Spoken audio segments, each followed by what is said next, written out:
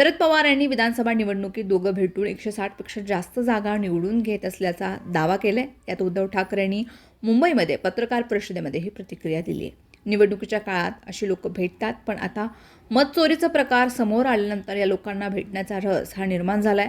त्यांच्याकडून काही गोष्टी ऐकायला आवडेल असं उद्धव ठाकरे यांनी म्हटलंय। निवडणूक आल्यानंतर असे लोक भेटत असतात, आम्ही गांभीर्याने घेत नाही। आम्हाला आमच्या कर्तृत्वावर विश्वास आहे। आम्ही काही त्यांच्या नादी लागत नाही आणि जे कोणी भेटलं गेलंय, कुठे सापडतंय, सापडल्यानंतर अशा काही गोष्टी ऐकून घेण्यात रस आहे। मला याच निवडणुकीत नाही तर भाजपबरोबर युती होती तेव्हाही भाजपच्या एका नेत्यानं EVM करो हॅक केलं जात होतं, याकडे लक्ष दिलं होतं असा दावा करून खळबळ उडवून दिले। हा कारण आम्हाला अशा पद्धतीने जिंकायचंच नव्हतं। आमच्या कर्तृत्वावरती विश्वास आहे, म्हणून आम्ही त्यांच्या नादी लागलो नाही। आणि आता खरंच ते जे काही भेटून गेले ते पुन्हा कुठे सापडतायत आणि सापडले तर त्यांच्याकडनं या गोष्टी आम्हाला ऐकण्यामध्ये आता रस आहे।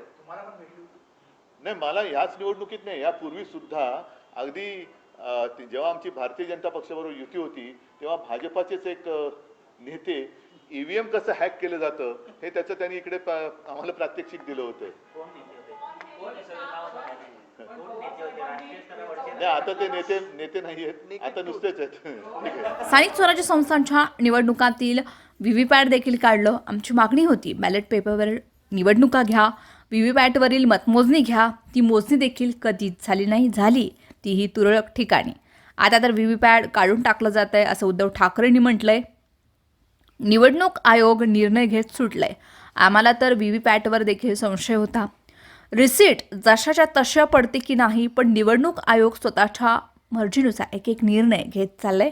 म्हणून निवडणूक आयोग किंवा आयुक्त राष्ट्रपती आणि सर्वोच्च न्यायालयापेक्षा मोठं झालंय असं की काय, असा प्रश्न उपस्थित होते असं उद्धव ठाकरे यांनी म्हटलंय। म्हणजे आम्ही जी मागणी आमची होती, एक तर बॅलेट पेपरवरती निवडणुका घ्या, व्हीव्हीपॅटवरती तुम्ही व्हीव्हीपॅट ठेवल्यानंतर त्या रिसीटची मोजणी करा।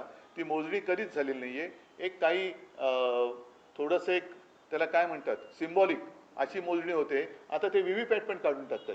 म्हणजे आमचा व्हीव्हीपॅटवरती सुद्धा संशय होता, ती रिसीट पडते की नाही, ती दिसते ती तशी खाली पडते की नाही।